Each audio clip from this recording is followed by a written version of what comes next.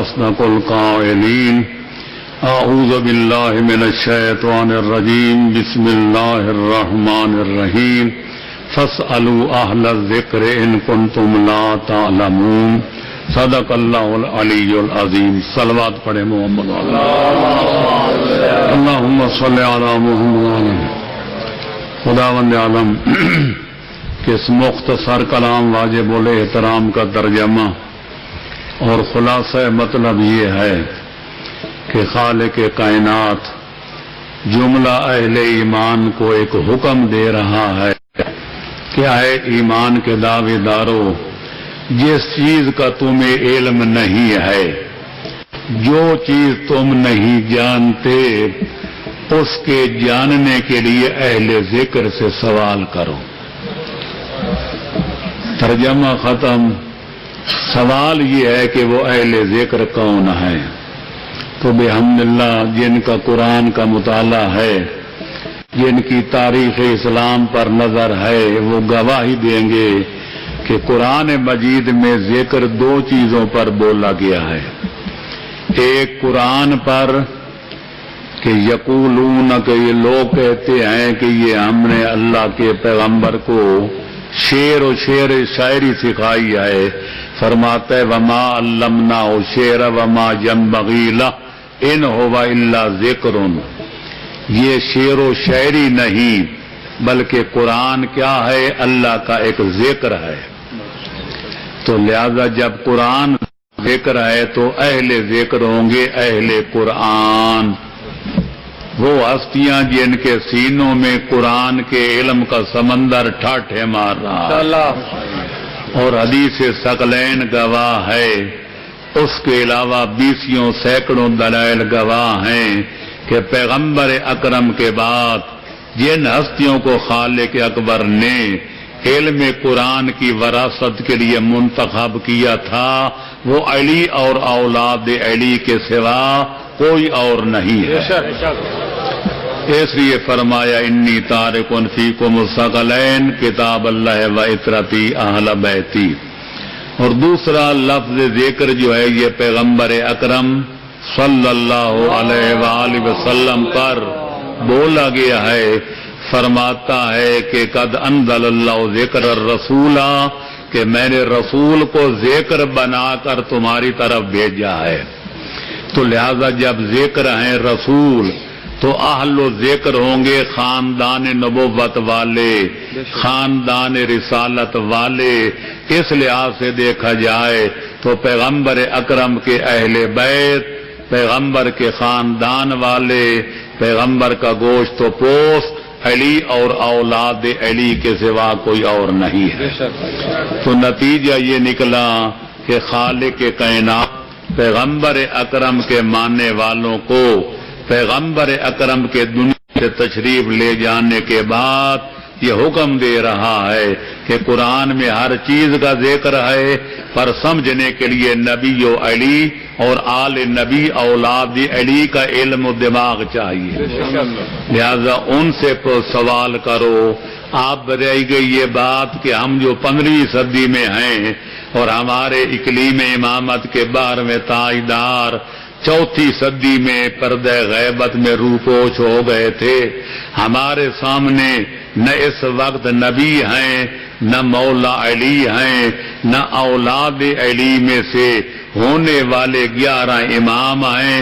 11 اپنا وقت پورا کر کے دنیا سے تشریف لے جا چکے ہیں، اور 12واں لال ولایت پیغمبر اکرم کی مسند کا 12واں وارث یا اقلیم امامت کا 12واں تاجدار پردہ غیبت میں روپوش ہے. ان کے وجود کے بہت سارے فوائد میں سے ایک فائدہ یہ بھی ہے کہ وجود ثبتت الارض والسماء، اگر کائنات قائم ہے تو 12ویں لال وجود کا صدقہ، اور اگر زمین اور آسمان اپنے محور پر قائم و دائم ہے تو اقلیم امامت کے 12ویں تاجدار کے وجود کے تحفے. لہذا اب دیکھنا یہ ہے کہ ہم ان سے سوال کر سکتے ہیں جب ہمیں یہ پتہ نہیں کہ اس وقت دنیا کے کس گوشے میں ہیں، کس خطے میں ہیں، کہاں تشریف فرما ہیں. تو ہم ان سے سوال کیسے کریں؟ کیونکہ وہ پردہ غیبت میں روپوش ہیں۔ تو اس سب مسئلے کا حل اقلیم امامت کا 12واں تاجدار اس وقت کر کے گیا تھا جب پردہ غیبت میں تشریف لے جا رہا تھا۔ لوگوں نے پوچھا تھا مولا جب آپ پردہ غیبت میں روپوش ہوں گے تو ہماری باغ ڈور کس کے ہاتھ میں ہوگی؟ ہم مسائل سن سے پوچھیں گے، کوئی علمی الجھنیں پیش آئیں گی تو کن سے حل کرائیں گے، کوئی اشکال پیدا ہوں گے تو کن سے رفع کرائیں گے؟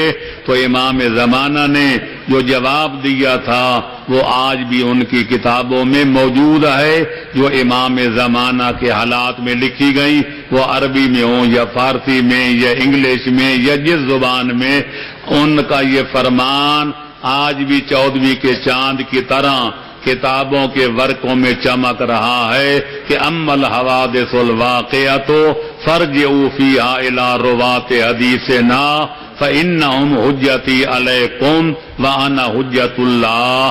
میری زمانہ غیبت کبریٰ میں جو تمہیں مسئلے پیش آئیں، جو الجھنیں پیش آئیں، جو مشکلیں پیش آئیں، میرے علوم کے عالموں کی طرف، میری روایتوں کے راویوں کی طرف، میرے حلال و حرام کے جاننے والوں کی طرف رجوع کرنا، وہ میری طرف سے تم پر حجت ہیں اور میں خالق اکبر کی طرف سے ان پر حجت ہوں۔ سبحان اللہ۔ تو اس سے واضح ہوتا ہے کہ اپنے زمانہ غیبت کبریٰ میں امام زمانہ عجل اللہ تعالی فرجہ الشریف اپنی قوم کو، اپنی ملت کو، اپنے نام لیواؤں کو، اپنے جد نامدار کے کلمہ گوؤں کو اور در قرار کی محبت کے دعوے داروں کو علماء کے حوالے کر کے گئے ہیں۔ لہذا اس زمانے میں اگر ہماری قوم کی کوئی سپریم کونسل ہے تو وہ علماء کرام ہیں، کوئی سند ہے، کوئی حجت ہے، کوئی اتھارٹی ہے تو وہ علماء اعظام ہے۔ لہذا ان تک اب رسائی اس دور میں مشکل نہیں ہے۔ ماشاءاللہ انٹرنیٹ موجود ہے، ٹی ویاں موجود ہیں، موبائل موجود ہیں، خط و کتابت موجود ہے، تار کا سسٹم ہے، ای میل کا سلسلہ ہے، ہر وقت آپ ان سے رابطہ کر سکتے ہیں۔ لہذا آج کے دور میں اگر کوئی گمراہی کی موت مر جاتا ہے اور کہتے میرے سامنے امام زمانہ نہیں تھے تاکہ میں مسئلہ حل کراتا کہ اس کا جواب یہ ہے یا وہ ہے، تو لہذا اس کی مثال بلا تشبیہ اس بخت جیسی ہوگی جو پانی کے کنارے کافی چشمہ بہ رہا ہو کہ پینے کا پانی بھی اس کے سامنے موجود ہو، گلاس اور پیالہ بھی موجود ہو کہ پھر پیاسا مر جائے، جس طرح اس کی موت کا کوئی جواز نہیں، اس کی جہالت کے موت مرنے کا بھی کوئی جواز نہیں۔ ہاں البتہ اتنی بات ضرور ہے اگر نبی اور امام موجود ہوں ان کی ایک خاصیت ہے، الحجت من لا یقول لا ادری، حجت خدا کہتے ہی اس کو ہیں جو کسی سائل کے، کسی سوال کے جواب میں یہ نہ کہے کہ مجھے تیرے سوال کا جواب نہیں آتا، بلکہ زمین والے سوال کریں، آسمان والے کریں، ما کانا والے کریں، ما یکون والے کریں، ما فوق السماء والے کریں یا ما تحت الثری والے، سائل کا سوال ابھی ختم نہیں ہونا چاہیے کہ حجت خدا وہ ہوگا جس کا نقد جواب حاضر ہو۔ لہذا یہ صفت صرف معصوم کی ہے، جو نبی ہو یا امام، باقی رہے گی علماء کرام، وہ جتنا بھی بڑا فاضل کیوں نہ ہو، مجتہد کیوں نہ ہو، اعلیٰ ڈگریوں کا حامل کیوں نہ ہو، وہ کبھی یہ دعویٰ نہیں کر سکتا کہ جو چاہو پوچھو میں تمہارے ہر سوال کا جواب دوں گا۔ یہ دعویٰ اگر کیا ہے اور نبھایا ہے تو یہ حسنین کے نانے نے یا حسنین کے بابے نے۔ لہذا ہم تو وہی ہے کہ اگر گندم اگر بامن رسد بس غنیمت، اگر گندم نہ مل سکے تو بھوسے پہ گزارا کرنا چاہیے۔ لہذا آپ کا کام ہے سوال کرنا، اگر ہمیں جواب اس کا ہوا معلوم اللہ کے قرآن اور 14 کے فرمان کی روشنی میں تو جس طرح میں ہمیشہ کہا کرتا ہوں ہم اس کا حاضر جواب دے دیں گے، اور اگر خدا نخواستہ کوئی ایسا پیچیدہ سوال ہوا کہ جس کا جواب ذہن میں حاضر نہ ہوا تو پھر یہ عرض کروں گا کہ اللہ کا قرآن اور 14 کا فرمان پڑھ کے میں آپ کے سوال کا جواب بعد میں دے دوں گا۔ اس تمہید کے بعد جو میں نے عرض کرنا تھا کر چکا، البتہ ایک بات اور کہوں گا، لیکن وہ یہ بیکار ہے جو سوال کر کے بھیج چکے ہیں ان کے لیے تو کوئی فائدہ مند نہیں، البتہ اب کوئی سوال کرنا چاہے گا تو اس سے میں کہوں گا کہ سوال دو قسم کے ہوتے ہیں، ایک ہوتے ہیں یعنی سوال، ضروری سوال جن کے جواب کی ہمیں یا دنیا میں ضرورت ہوتی ہے یا آخرت میں یا قبر میں پوچھے جائیں گے یا حشر و نشر میں، اور کچھ ہوتے ہیں لا یعنی سوال جن کی نہ دنیا میں ضرورت ہوتی ہے کہ نہ آخرت میں، نہ قبر میں، نہ حشر میں، نہ نشر میں، ان کو لا یعنی سوال کہا جاتا ہے، جن کی سینکڑوں مثالیں ہیں۔ تو ضرورت اس بات کی ہے کہ سوال وہ کیا جائے کہ جس کی آدمی کو ضرورت ہو اور جواب کے بعد اس کی ضرورت مٹ جائے۔ ایسا سوال نہیں کرنا چاہیے جیسا کہ پیغمبر اکرم کے دور میں کچھ احمقوں نے کیا تھا۔ پیغمبر فرماتے ہیں پوچھو جو پوچھنا چاہتے ہو۔ ایک بندہ کھڑا ہو کر کہتا ہے میرے بابے کا نام بتاؤ، تو عرف عام میں اس کا بابا مشہور کچھ اور تھا، کہ جناب نے اس کی اصلی باپ کا نام لے لیا، اس کی تو حجامت بن گئی۔ دوسروں میں عقل ہوتی تو پھر یہ احمقانہ سوال نہ دہراتے۔ دوسرا کھڑا ہوگا جناب اس کو چھوڑیے، میرے بابے کا نام بتائیے۔ جناب نے جب اس کے اصلی بابے کا نام بتایا، پیغمبر بھی جوش میں تھے تو اس کے بھی ہوش اڑ گئے، کہنے لگے یا رسول اللہ۔ تیسرا کھڑا ہوگا میرے بابے کا نام بتائیے۔ 3-4 بندے جب حجامت بنوا چکے تو ایک سمجھدار بندہ بولا یا رسول اللہ رضینا باللہ ربن وبک نبیا، ہم اللہ کے اللہ ہونے پر، آپ کی رسول ہونے پر راضی ہیں، اس کو چھوڑیے کس کا بابا کون ہے تھے، کس کا بابا کون ہے۔ اس وقت یہ آیت اتری کہ لا تسألوا عن اشیاء ان تبد لکم تسؤکم، ایسی باتوں کے بارے میں سوال مت کیا کرو کہ اگر صحیح جواب دیا جائے تو پھر تمہیں کڑوا لگے۔ لہذا سوال کرنے سے پہلے سوچ لو کہ یہ سوال پوچھنے کے قابل ہے یا نہیں ہے، اس کی شرعاً یا عقلاً ضرورت ہے یا نہیں ہے، یہ ذہن میں رکھ لینا۔ ایسے سوال نہ کرنا جیسے اس دور کے لوگ کرتے تھے۔ آج تو دنیا بڑی ترقی کر چکی ہے، اب آپ کے سوالوں کو پڑھیں گے اور سنیں گے تو انشاءاللہ پتہ چلے گا کہ آپ نے انشاءاللہ اچھی ذہانت کا مظاہرہ کیا ہوگا۔ وآخر دعوانا ان الحمدللہ رب العالمین۔ بسم اللہ۔ اعوذ باللہ من الشیطان اللعین الرجیم، بسم اللہ الرحمن الرحیم، الحمد للہ رب العالمین، والصلاة والسلام علی رسولہ الکریم وآلہ الطیبین الطاہرین المعصومین۔ پہلا سوال جو آیا ہے اس میں سائل نے یہ پوچھا ہے کہ 3 میل کے اندر آیا 2 جمعے پڑھے جا سکتے ہیں یا نہیں؟ کچھ علماء مجتہدین کا فتویٰ اس کے اسباب میں ہے، اس کی وضاحت فرمائیں۔ بسم اللہ الرحمن الرحیم۔ سب سے پہلی بات یہ ذہن میں رکھ لیں کہ اسلام اجتماعیت کا قائل ہے، انفرادیت کی مخالفت کرتا ہے۔ ہر بات میں اجتماعیت کی اسلام حوصلہ افزائی کرتا ہے۔ یہ نماز پنجگانہ آپ گھر میں بھی پڑھ سکتے ہیں، مسجد میں جائیں تو محلے کی مسجد میں بھی پڑھ سکتے ہیں، جامع مسجد میں بھی پڑھ سکتے ہیں، بغیر جماعت کے بھی پڑھ سکتے ہیں۔ پر اسلام کا مزاج یہ ہے کہ ہر نماز پڑھو، اور وہ بھی جامع مسجد میں اور وہ بھی جماعت کے ساتھ۔ اس سے پتہ چلا کہ اسلام چاہتا ہے کہ مومن 5 وقت اکٹھے ہوں. کوئی بیمار ہے تو ان کا پتہ چل جائے کہ فلانا کیوں نہیں آیا، بیمار ہے، اس کی مداج پرسی کریں. فلانا کیوں نہیں آیا، وہ غریب و نادار ہے، گھر میں پیسے نہیں تھے، وہ مزدوری کرنے چلا گیا، تاکہ اجتماعی طور پر اس کی جا کر مدد کریں اور وہ بھی نماز میں حاضری دے. فلانا بندہ بیمار ہے اس لیے نہیں آیا، جا کر مزاج پرسی کریں. الغرض بات لمبی نہ ہو جائے، اسلام ایک تو ہفتہ وار یہ پروگرام رکھتا ہے، یہ صرف شہر والوں کے لیے ہے، محلے والوں کے لیے ہے کہ جامع مسجد میں جائیں اور نماز جماعت ادا کریں. پھر جب ہفتہ گزر جائے پھر ایک بڑا اجتماع ہوتا ہے، اس کا نام ہے نماز جمعہ. اس میں یہ ہے کہ 12 میلوں کے لوگ، 3 میل اس طرف 3 میل اس طرف، 4 میل طرف سے اگر 3 میل ہوں تو بنتا ہے ایریا بنتا ہے 12 میل.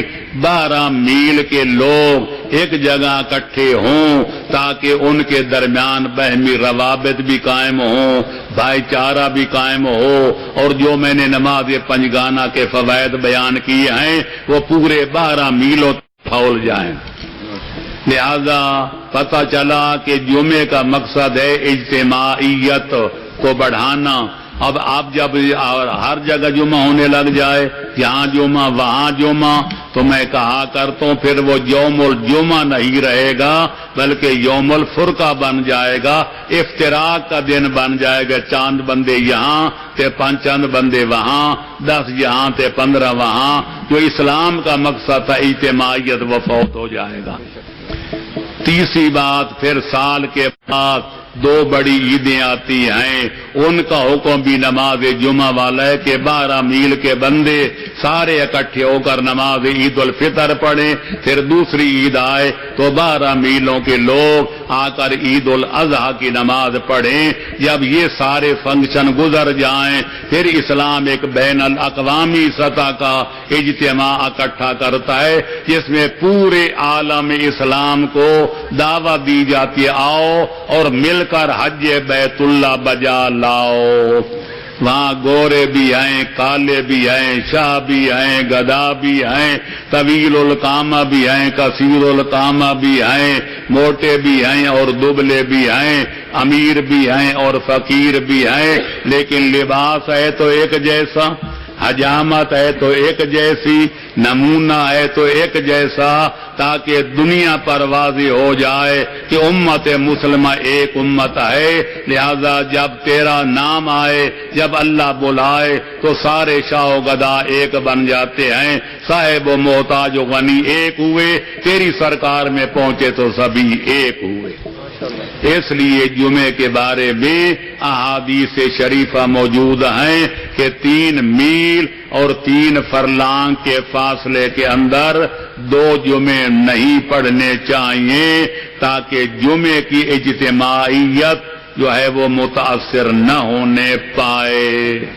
چلو سامعین، اگلے سوال سے پہلے ایک اعلان سن لیں کہ اس میں جو قبلہ کا پروگرام حق ٹی وی پہ اس وقت میں نے اعلان کیا تھا 9 سے 10 بجے تک آئے گا، وہ انہوں نے ابھی شام کو ٹیلی فون کیا ہے کہ وہ اتوار شام کو 6 سے 7 بجے تک آن ایئر ہوگا، اور سوموار والے دن دوپہر 1 بجے سے 2 بجے تک آئے گا، جس میں قبلہ کا پہلا تعارفی پروگرام ہے.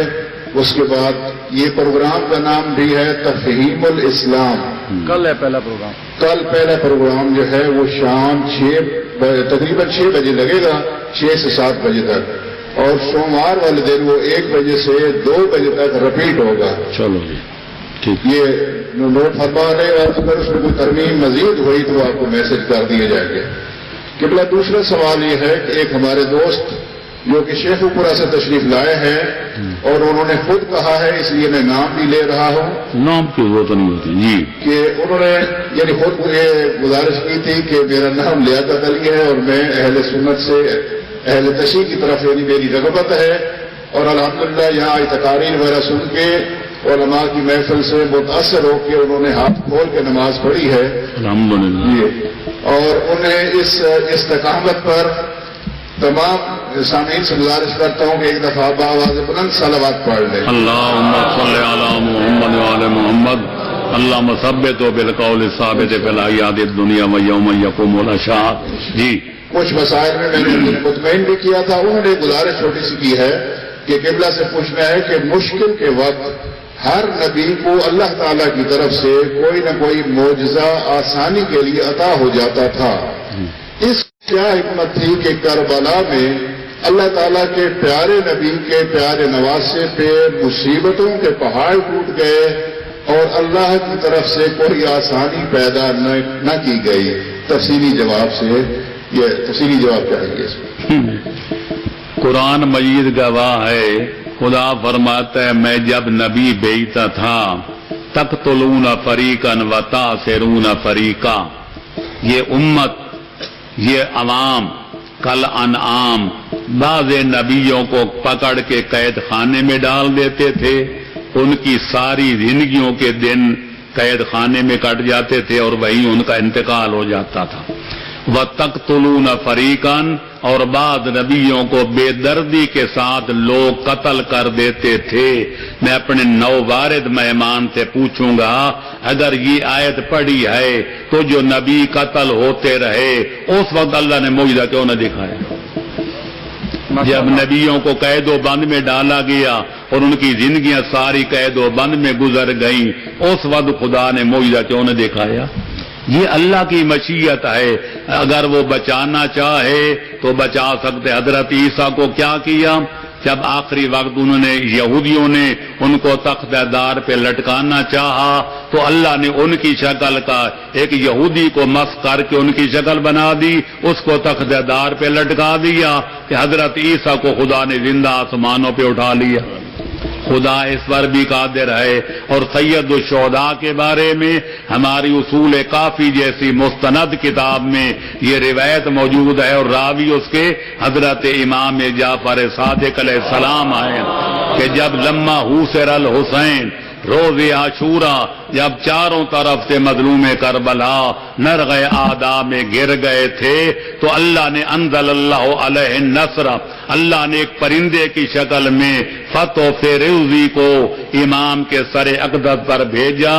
اس نے پر مارے اور آواز بلند کی کہ حسین آپ مجبور نہیں ہیں، چاہیں تو میں آپ کے سارے دشمنوں کو تہس نہس کر کے آپ کو زندہ بچا لوں، اور اگر چاہیں تو اپنے جد امجد کے دین کی بقا کی خاطر میری ملاقات پہ آ جائیں.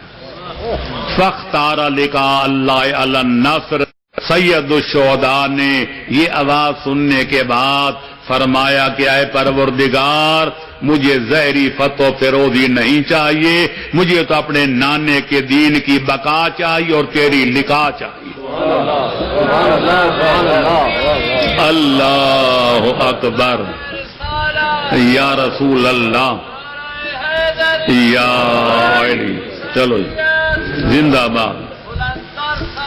اللہم صلی علی محمد وعلی محمد. اگلا سوال ہے کہ ایک پیش نماز صاحب ہیں جو کبھی مجالس بھی پڑھتے ہیں اور اس میں سوال یہ ہے کہ وہ فلمی گانوں پہ قصیدے بھی پڑھتے ہیں.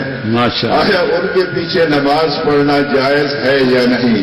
اسی کے ساتھ ایک ملتا سوال اور ہے کہ جو پیش نماز منہ مانگی رقم مانگے کیا اس کے پیچھے نماز پڑھنا جائز ہے یا نہیں؟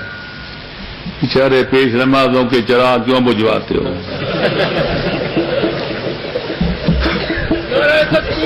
اللہ اکبر. یا رسول اللہ یا علی. پہلے میں نے یہ لکھا تھا اور کہا تھا کہ ذاکری مولوی یا ذاکر جو مجلس حسین پیسے مکا کر کے پڑھے اس کا فعل حرام ہے.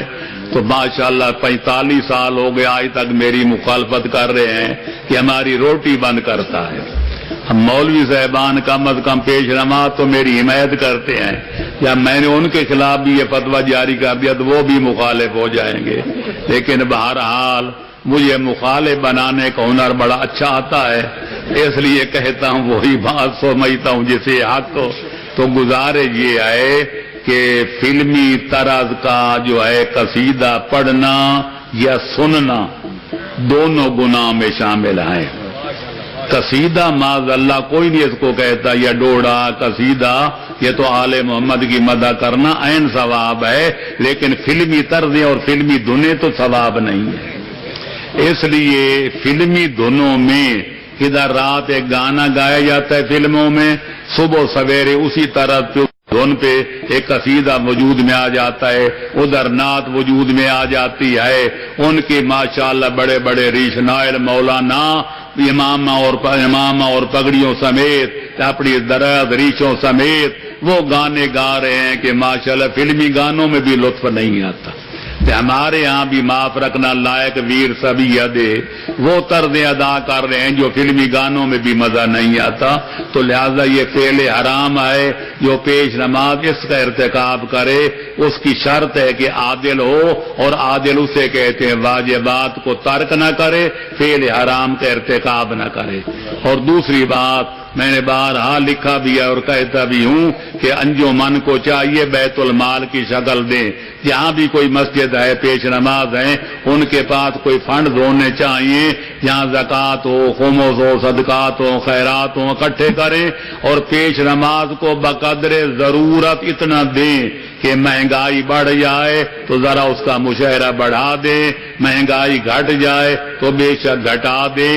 یہ مکا کر کے اتنی تنخواہ مقرر ہے، خواہ مہنگائی بڑھے یا گھٹے اس کی وہ ہے بہرحال مقرر۔ اگر 1 روپیہ گھٹ دیا جائے تو پیش نماز لڑتا ہے اس دفعہ آپ نے 1 روپیہ کم کیوں دیا۔ اس لیے ان کو بھی معلوم ہونا چاہیے کہ پیش نمازی پر، اذان کہنے پر، مجلس پڑھنے پر، درس و تدریس پر مقرر کر کے فیس لینا یا تنخواہ لینا شریعت میں جائز نہیں ہے۔ چاہیے کہ وہ قربتاً اللہ کام کرے، انجمن والوں کو چاہیے قربتاً اللہ اس کے نان و نفقے کا انتظام کرے، کیونکہ اس نے بیچارے نے مٹی چاٹ کے تو گزارا نہیں کرنا، آخر معاشرے میں رہنا ہے، اس کے بیوی بچے ہیں، اس کے ضروریات ہیں، وہ خود ان کو پورا کرے، اس بیچارے کو کہنا نہ پڑے کہ تنخواہ تھوڑی ہے ذرا بڑھا دو۔ جی اگلا سوال ہے کہ پیغمبر خدا نماز کیسے پڑھتے تھے، ہاتھ باندھ کر یا ہاتھ کھول کر؟ سبحان اللہ۔ اس سائل کی سادگی پہ کیا کہتے ہیں، سادگی پہ کون نہ مر جائے اے خدا، لڑتے ہیں اور ہاتھ میں تلوار بھی نہیں۔ 1400 سال تو گزر گئے کہ 15ویں صدی کا 31واں سال جا رہا ہے، ابھی تک اس کو یہ پتہ نہیں کہ پیغمبر کیسے پڑھتے تھے۔ یہ ایک اعتراض ہے اور واقعاً بڑا وزنی اعتراض ہے کہ پیغمبر اکرم صلی اللہ علیہ وآلہ وسلم نے جو کام 23 برس میں کیا، 13 سال مکے میں، 10 سال مدینے میں، کبھی سفر میں، کبھی حضر میں، کبھی حالت جنگ میں، کبھی حالت امن میں، کبھی فرادہ، کبھی باجماعت، کبھی چند بندوں میں، کبھی ہزاروں کے مجمع میں، اور آج تک امت مسلمہ فیصلہ نہ کر سکی کہ پیغمبر اکرم کے نماز پڑھنے کا انداز کیا تھا۔ ہمارا تو چلو ایک جواب ہے، ہم کہتے ہیں پیغمبر سے لے کر 12ویں لال ولایت تک آل محمد کے 12 امام بھی کھول کے پڑھتے تھے اور پیغمبر اکرم بھی کھول کے پڑھتے تھے، لیکن ایک لمحہ فکریہ ہے ہمارے برادران اسلامی کے لیے کہ ان کے اہل حدیث کہتے ہیں پیغمبر سینے پہ باندھتے تھے، امام اعظم اور ان کے متبعین کہتے ہیں نہیں پیٹ پہ باندھتے تھے پر ناف کے نیچے باندھتے تھے، امام شافعی اور ان کے پیروکار کہتے ہیں وہ پیٹ پہ باندھتے تھے پر ناف کے اوپر باندھتے تھے، امام مالک کہتے ہیں کھول کے پڑھتے تھے، ان میں سے پھر اہل حدیث کہتے ہیں وہ رفع یدین بھی کر اللہ اکبر کہتے وقت ہاتھوں کو کانوں کی لاؤں تک لے جاتے تھے، باقی تینوں کہتے نہیں ہاتھ نہیں اٹھاتے تھے۔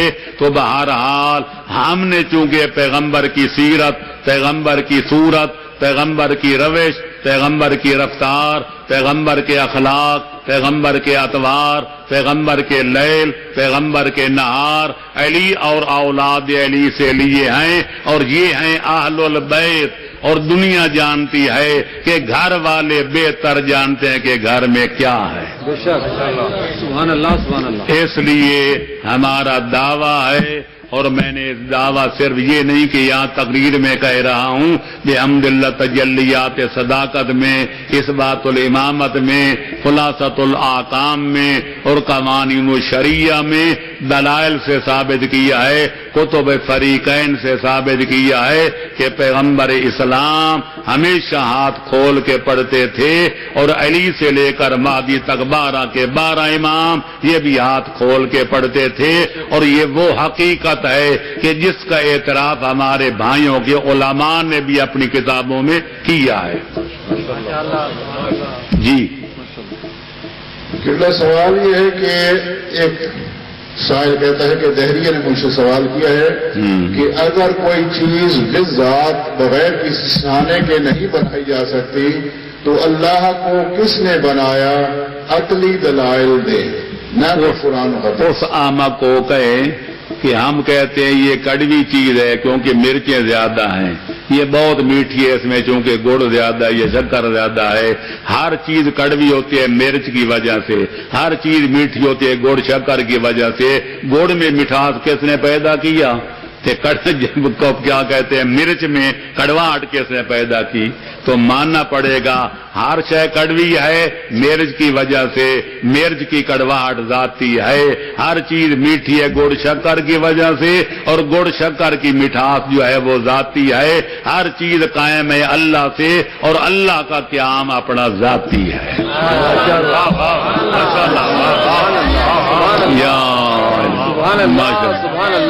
اللہ اکبر، یا رسول اللہ، یا علی. سارے احباب مل کے نعرہ لگائیں، یہ نہ کریں ایک سائڈ والے بولتے ہیں یا علی. سارے اگلے پچھلے احباب جتنے بھی ہیں مل کے نعرہ لگائیں، نعرہ تکبیر، اللہ اکبر، نعرہ تکبیر، اللہ اکبر، نعرہ رسالت، یا رسول اللہ، نعرہ رسالت، یا رسول اللہ، نعرہ حیدری، یا علی، آواز بلند، نعرہ حیدری، یا علی. علامہ صاحب قبلہ کی صحت و سلامتی اور درازی عمر کے لیے بآواز بلند صلوات. سب مومنین کے لیے اللہم صلی اللہ، سب مومنین و مومنات کی سلامتی کے لیے، عالم اسلام کی سلامتی کے لیے، پاکستان کے استحکام و ترقی کے لیے اللہم صلی علی محمد.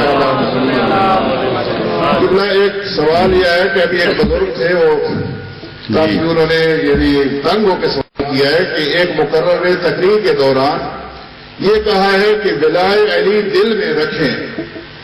وہ کہتے ہیں کہ ولائے علی کیا ہے اور کیسے ہم دل میں رکھیں؟ سبحان اللہ.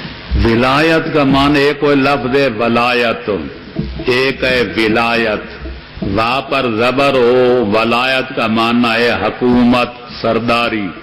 ولا وا کے نیچے زیر ہو، اس کا معنی ہے محبت، مودت، عقیدت، ارادت.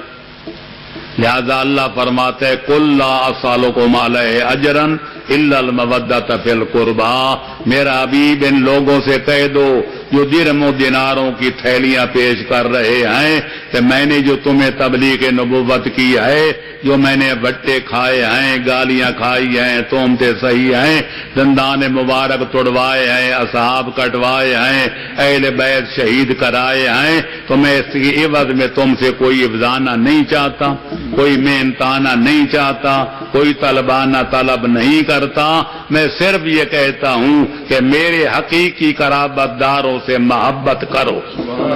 اور ظاہر ہے کہ محبت جو کی جاتی ہے وہ دل سے کی جاتی ہے.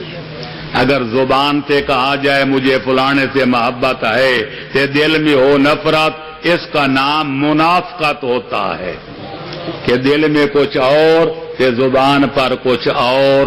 تو لہذا ولایت ہمیشہ دل میں ہوتی ہے کہ مجھے آل محمد سے محبت ہے، عقیدت ہے، ارادت ہے.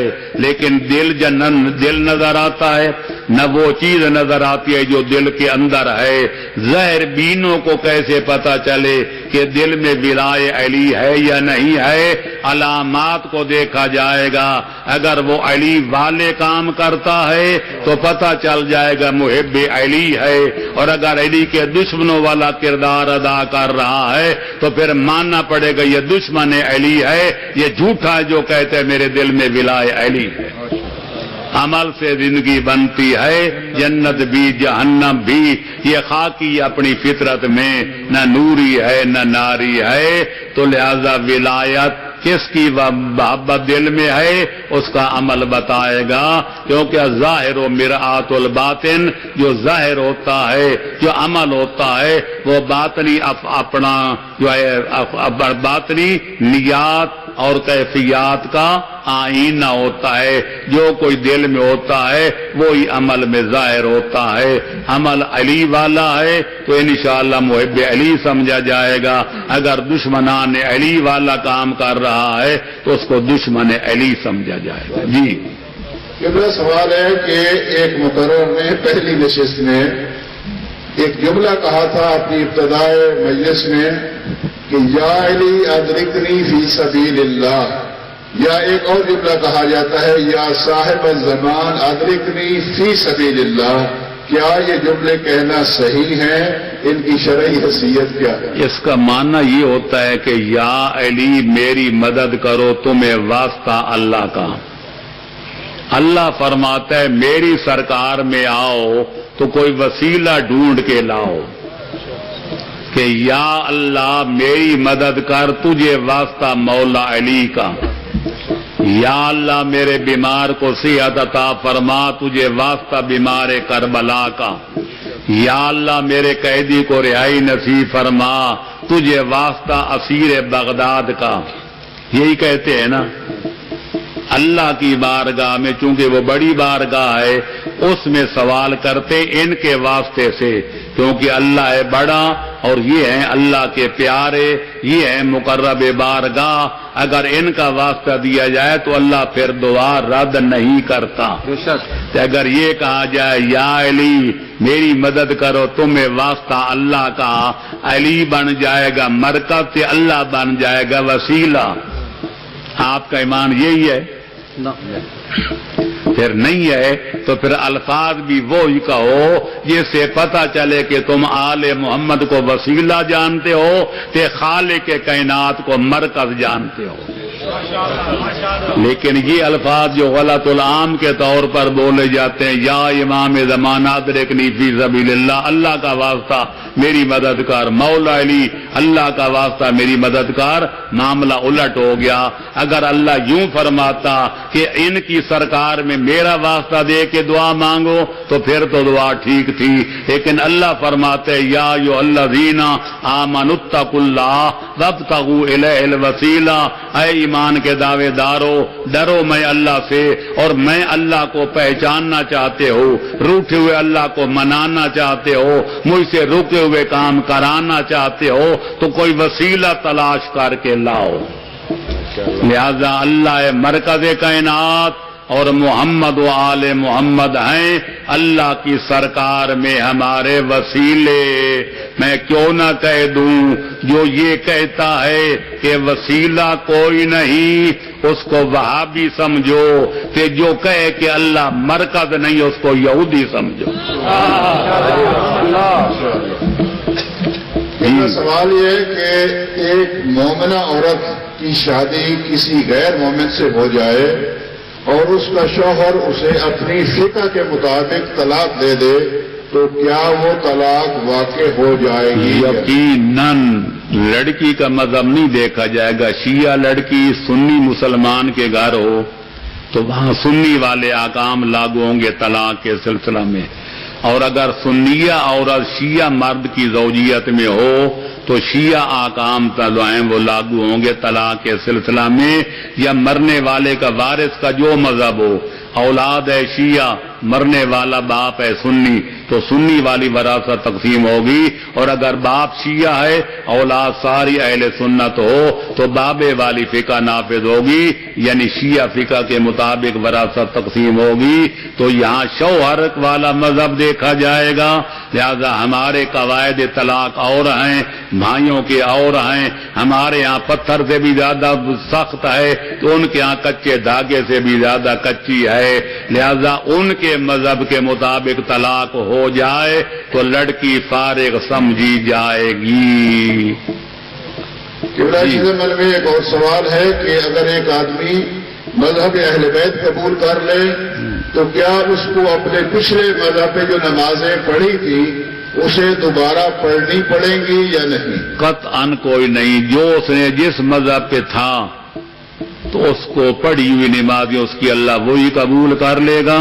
उनकी इआदा करने की कतअन कोई जरूरत नहीं। हाँ, अलबत्ता उस मजहब में जब था जो नमाजें नहीं पढ़ी थी उनकी जब कज़ा करेगा तो फिक़ह जाफ़रिया के मुताबिक करेगा। अब साबिक़ा मजहब के मुताबिक उनकी कज़ा नहीं करेगा।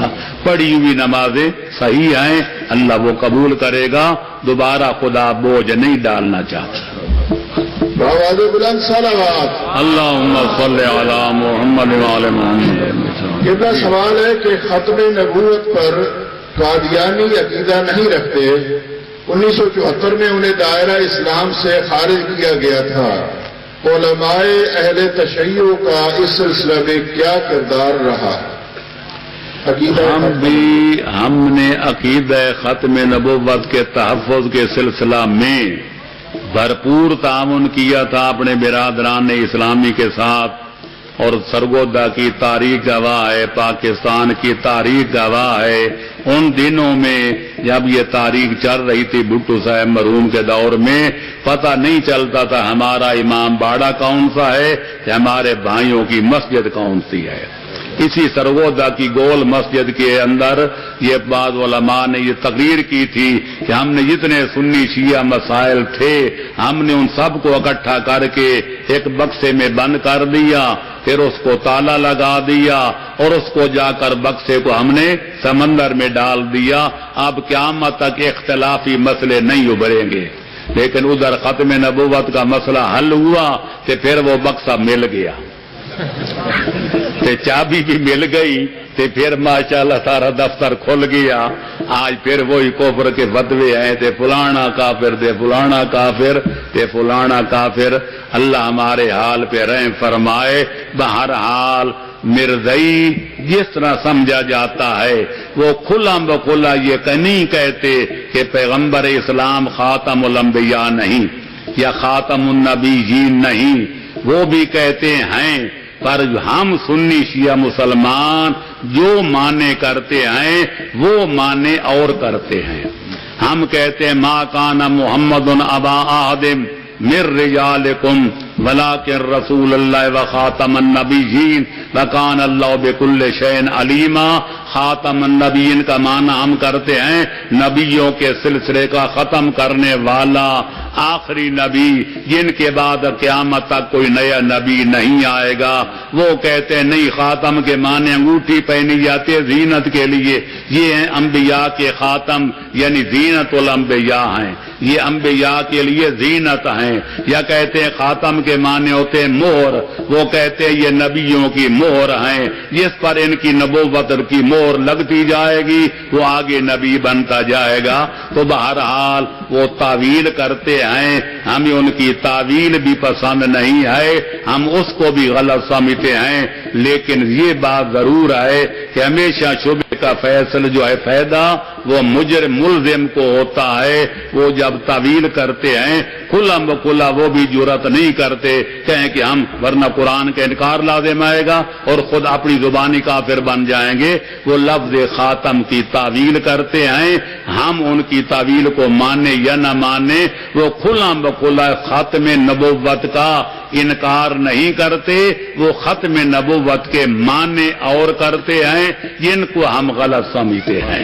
ये बात قبلہ سوال یہ زیادہ تر بینکوں کے بارے ہیں، میں نے کچھ اکٹھے کیے ہیں. بہتر ہے یہ نہ کریں، خواہ مخواہ نوکریاں بڑی خراب کریں گے، فائدہ کیا ہوگا. یہ قومی بچت میں ہاں وہ ٹھیک ہے. قومی بچت بینک میں رقم جمع کرنے سے جو منافع حاصل ہوتا ہے اس کا لینا جائز ہے یا نہیں؟ قبلہ اسی کے ساتھ ایک ملتا سوال ہے، اگر زرعی قرضے جو بینکوں سے لیے جاتے ہیں واپس کیے جائیں تو ان کی کیا شرعی حیثیت ہے؟ مثلا وہ جو سود دیتے ہیں. وہ علیحدہ مسئلہ ہے، یہ علیحدہ مسئلہ ہے، ان کو الگ گڈ مڈ نہ کریں. پہلا مسئلہ یہ ہے کہ آپ بینک میں پیسہ رکھتے ہیں، کبھی اس کا نام ہے قومی بچت، کبھی عام بینک ہیں. عام بینک بھی منافع دیتے ہیں کہ قومی بچت والے ذرا بوڑھوں کو زیادہ دیتے ہیں، تو عام طور پر بوڑھے بھی لوگ وہاں جمع کراتے ہیں. وہ اس کا نام سود رکھتے ہیں جس کو ہم منافع کہہ سکتے ہیں، لیکن ان کا لفظ جو ہے وہ سود ہے. لیکن حقیقت یہ ہے کہ شرعی نقطۂ نظر سے وہ سود نہیں بنتا، اس کا لینا جائز ہے. سود کیوں ہے، کیوں حرام ہے؟ وہ ایک مسلمان کی ضرورت سے سرمایہ دار فائدہ اٹھاتا ہے، ناجائز فائدہ اٹھاتا ہے. ایک غریب آدمی کا کوئی مریض مر رہا ہے، اس نے اپنی بیٹی کی شادی کرنی ہے، سر چھپانے کے لیے مکان بنانا ہے، وہ کسی مالدار مسلمان کے دروازے پہ جاتا ہے اور کہتے خدا کے لیے 1 سال کے لیے یا 6 مہینے کے لیے مجھے اتنا قرضہ دے دو تاکہ میں بچی کی شادی کر لوں، بیمار کا علاج کرا لوں یا میں اپنا کوٹھا بنوا لوں. یہ کہتے دیتا تو ہوں جتنا چاہے، لیکن خبردار میں دوں گا 1 لاکھ کہ لوں گا 1.25 لاکھ. وہ بیچارہ مجبوراً کہتے ہیں جی دوں گا. یہ ہے حرام. آپ سے بینک مانگتا ہے کہ ہمیں قرضہ دو، وہ نہیں مانگتا. آپ رکھتے ہیں یا پیسے کی حفاظت کے لیے یا تھوڑے سے لالچ کے لیے کہ 1 لاکھ روپے رکھیں گے تو 10-12 اور بھی ساتھ مل جائیں گے. لہذا بینک کوئی محتاج نہیں ہے، اس نے آپ سے درخواست نہیں کی ہے، قرضہ نہیں مانگا ہے. لہذا اگر وہ اپنی مرضی سے کچھ دے دیتا ہے تو اس کے لینے میں کوئی اشکال نہیں. آگے بروجردی آل اللہ مقامہ نے جو اپنے وقت کے عالم العلماء سمجھے جاتے تھے، ان کی جامع المسائل آج بھی موجود ہے. وہ فتوے آن پولے کہ بانگ ب مرد امید حد کیوں برائے تشویق است و ضرر ان ہمبا سے نمی رسد در گرفتن ان اشغال نیز. وہ پیسہ جو بینک اپنی خوشی سے دیتا ہے وہ لوگوں کو شوق دلاتے ہیں اور لوگ بھی رکھیں تاکہ اس کا کاروبار ہائی طریقے پہ چلے، اور وہ جس کو دیتا ہے اس کا کسی اور دوسرے مسلمان کو نقصان بھی نہیں ہوتا. اس کو الگ دیتا ہے، اس کو الگ دیتا ہے، اس کو الگ دیتا ہے. تو لہذا اس کے لینے میں کوئی شرعی اشکال نہیں ہے.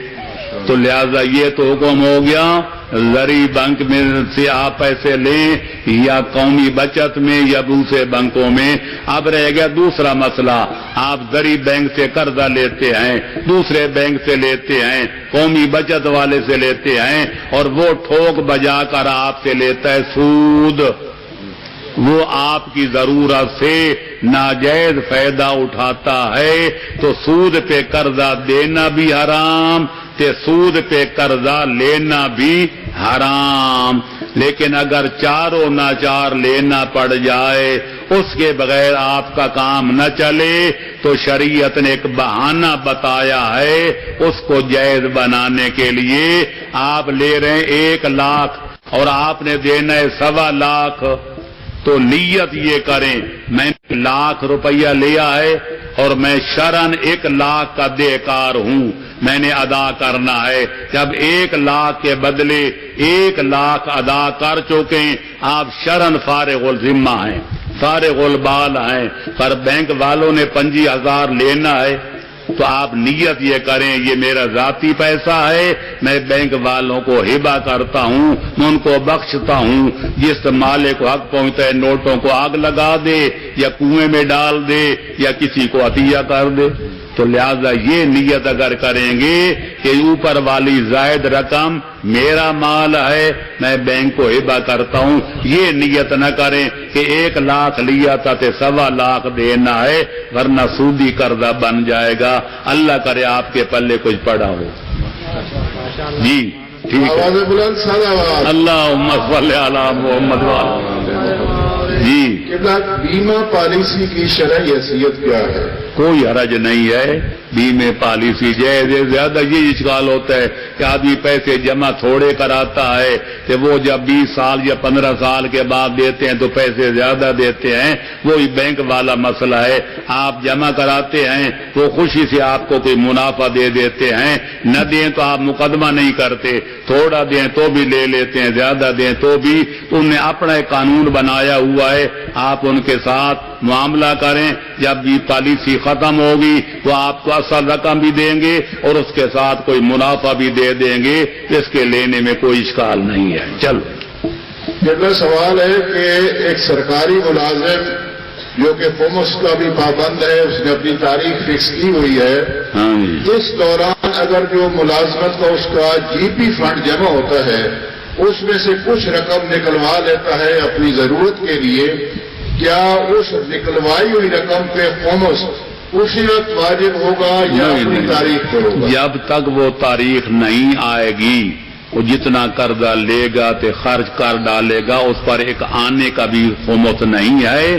ہاں وہ جب تو اس کی مقررہ تاریخ آ جائے گی تو جو اس میں بچت ہوگی اس بچت پر خمس دینا پڑے گا۔ جی پر محمد والے محمد صلی اللہم صلی علی محمد محمد اگلا سوال یہ ہے، سائل کہتا ہے کہ میرے والدین مرحوم ہو چکے ہیں لیکن ان کی نمازیں، روزے، حج، زکوٰۃ، خمس اور دیگر واجبات اس قدر زیادہ تھے کہ میری ہمت نہیں ہے، اس کے بارے میں کیا کروں؟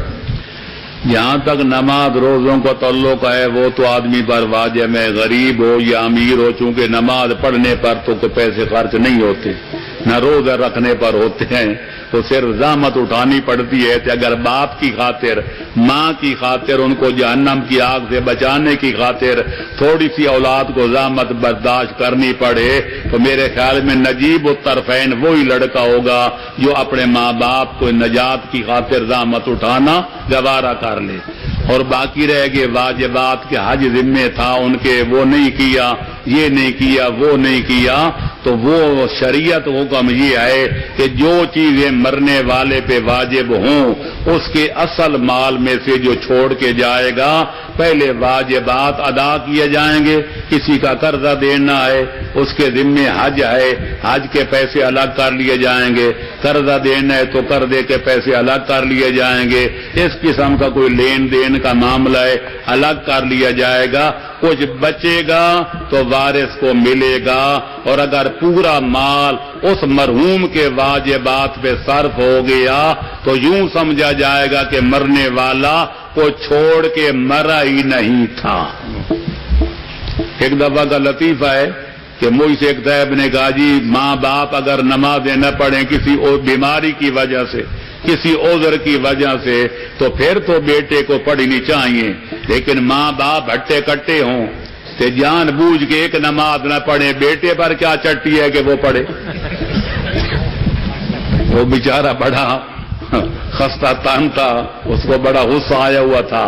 میں نے کہا میرا دی ذرا غصہ تھوک دے، میں آپ سے پوچھتا ہوں تو جو سفر سے آئے تے گھر میں بابے کو نہ پائے تے تو گھر والوں سے پوچھے بابا کہاں ہے تے وہ تجھے گھر والے بتائیں تھانے والے پکڑ کے لے گئے ہیں، تو پہلے یہ تحقیق کرے گا قصور میرے بابے کا ہے یا قصور پولیس والوں کا ہے، یا بابے کو چھڑانے کے لیے دوڑے گا؟ کہنے لگے جی سچی بات تو یہ ہے یہ تحقیق کرنے کا وقت نہیں، میں پہلے جا کر بابے کو چھڑاؤں گا تو پھر دیکھوں گا قصور بابے کا تھا یا پولیس کا قصور تھا۔ میں نے کہا تیرے بابے کو جہنم کر لگ رہے ہیں کہ تو اب فیصلہ کر رہے کہ قصور بابے کا ہے یا نہیں، پہلے جا کے بابے کو چھڑا تو پھر بعد میں پوچھنا کہ میں چھڑاؤں یا نہ چھڑاؤں۔ جی تو اس لیے اولاد کا فرض ہوتا ہے کہ ماں باپ کی نمازیں بھی پڑھیں، اور بڑے بیٹے پر چونکہ بڑا تو کہتے ہیں میں بندلے بالد کی ہوں چھوٹوں سے توقع رکھتا ہے میرا اتنا احترام کریں جتنا بابے کا کرتے تھے کہ بابے کی نمازیں پڑھنی پڑیں تو بڑا پھر چھوٹا بن جائے. نہیں، بڑے کو اپنی بڑائی کا ثبوت پیش کرنا چاہیے. بڑا جو ہے ماں باپ پر بابے کا قرآن تھا وہ بڑے کو ملے گا، تلوار تھی وہ بڑے کو ملے گی، بندوق تھی بڑے کو ملے گی، کوئی کپڑا جوڑوں کا پہننے والا خواب دنوں میں تھا وہ بھی بڑے کو ملے گا. یہ علامت ہے کہ بڑا بیٹا دوسروں سے بڑا ہے، وہ بمنزل والد کے ہے. تو اگر بمنزل والد کے چھوٹوں سے احترام کرانا ہے تو چھوٹوں سے کہہ دے بیٹو تم نہ پڑھو، میں جو موجود ہوں میں بابے کی نمازیں پڑھوں. یہ بات آواز بلند صلوات. اللہم صلی علی محمد وآل محمد وعجل فرجہم. جی ایک دفعہ مل کے نعروں کا جواب دیں تاکہ جو پچھلے احباب بیٹھے ہیں وہ سارے. سو کوئی نہیں رہا، سب جاگ رہے ہیں بھائی جان. سو نہ رہے ہوں. نہیں سو نہیں. ایک دفعہ مل کے نعرہ تکبیر اللہ اکبر. لیکن یہ ڈھیلا ڈھیلا نعرہ ہے. نہیں، مل کے نہیں، آواز بلند نعرہ تکبیر، اللہ اکبر، نعرہ رسالت، یا رسول اللہ، نعرہ حیدری، یا علی. آواز بلند صلوات. اللہم صلی علی محمد وآل محمد. میں سوال یہ آیا ہے کہ باپ کی قضا نمازیں بڑے بیٹے پر واجب ہیں، لیکن ماں کی قضا نمازیں کون پڑھے گا؟ میں نے بار بار ماں باپ کہا ہے، ماں کا حق بابے سے بھی زیادہ ہے. والدین شریک. آپ کو معلوم ہونا چاہیے کہ صادق آل پیغمبر اکرم کی خدمت میں ایک آدمی گیا، کہنے لگے یا رسول اللہ میں کس کے ساتھ نیکی کروں؟ فرمایا ماں کے ساتھ.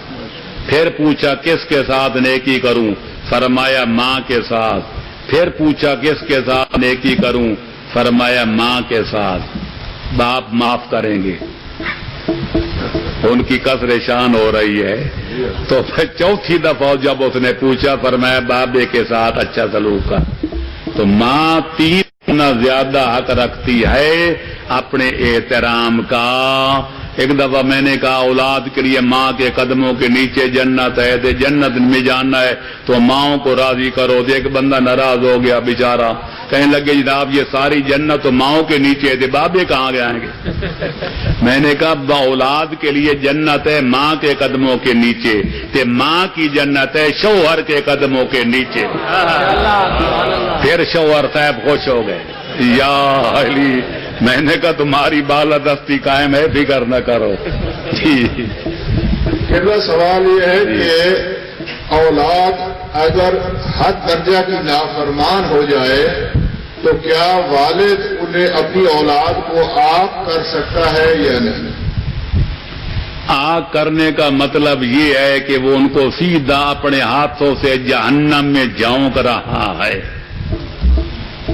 یقال للآگ، حدیث ہے مستند حدیث، کہ جو ماں باپ کا نافرمان ہو اس سے خالق اکبر کی طرف سے کہا جاتا ہے اعمل ما شئت، جو دل چاہتا ہے عمل کر لے، جو جی چاہتا ہے عبادت کر لے.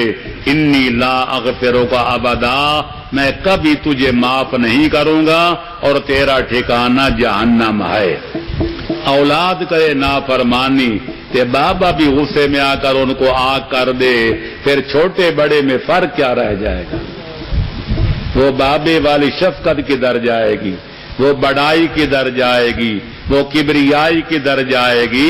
اولاد اگر نالائق ہو جائے تو ماں باپ کو تو نالائق نہیں بننا چاہیے.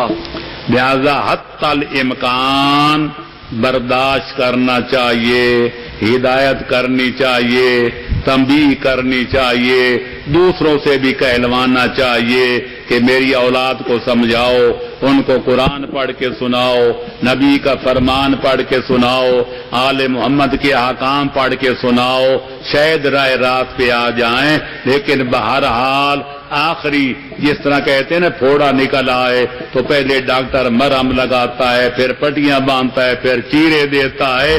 ایک وقت آتا ہے کہ وہی ڈاکٹر کہتے زہر آگے پھیل رہا ہے، یا تو یہاں سے کٹوا دو یا پھر سارے بدن سے ہاتھ دھونا پڑے گا. اگر پہلے دن کاٹ دیتا لوگ اس کو احمق کہتے، آخری سٹیج پہ نہ کاٹے تو بھی اس کو لوگ احمق کہیں گے. لہذا عضو فاسد، اگر بیٹا اتنا نافرمان ہے، دوسری اولاد کو بھی گمراہ کر رہا ہے، محلے والوں کو تباہ کر رہا ہے، پورے علاقے میں بدماشی پھیلا رہا ہے، اس کا علاج اگر آگ کرنے کے سوا کوئی نہ ہو تو حکیم حاضر کی طرح عضو فاسد کو کاٹ دے تو پھر شرعن کوئی اشکال نہیں ہے. وراثت ملے گی قبلہ؟ وراثت پھر بھی ملے گی. جی سوال یہ ہے کہ سائل کہتا ہے کہ میں یعنی استطاعت ہوئی اور مجھ پہ حج واجب ہوا اور درخواست دے دی، لیکن درخواست قبول نہ ہوئی، اگلے سال تک میری وہ استطاعت نہ رہی، کیا پھر بھی استطاعت کا ہونا شرط ہے؟ مجھ پہ حج واجب ہوگا یا نہ؟ یہ بڑا نازک مسئلہ ہے، آپ کے سمجھنے کا ہے. عام طور پر یہ ہوتا ہے کہ حج واجب ہو جاتا ہے، استطاعت ہو جاتی ہے. ایسے لوگ آج بھی موجود ہیں کہ اگر آج سے 15-20 سال یا 40 سال پہلے کرتے تو 5-6 ہزار میں حج ہو جاتی تھی. آج 2.5 لاکھ تک پہنچ گئی ہے. اس وقت ان کے پاس 8-10 ہزار تھے، آرام کے حج کر سکتے تھے، لیکن سستی کی وجہ سے درخواست ہی نہیں دی، یہ ایک دفعہ دی پھر دوبارہ نہیں دی.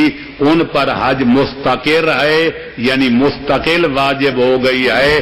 اب 1 کروڑ تک بھی پہنچ جائے حج ان پر واجب رہے گی. لیکن جس دور میں ہے آج کل 2.5 لاکھ ہیں، آج سے 40 سال پہلے مثال کے طور پر اس وقت 5-6 ہزار لگتے تھے. جس سال وہ مستطیع ہوا، جتنے پیسے چاہیے تھے اس کے پاس اکٹھے ہو گئے، اسی سال درخواست دی، حکومت نے قبول نہیں کی، اگلے سال تک اس کی استطاعت باقی نہیں رہی، پھر وہ غریب ہو گیا. اس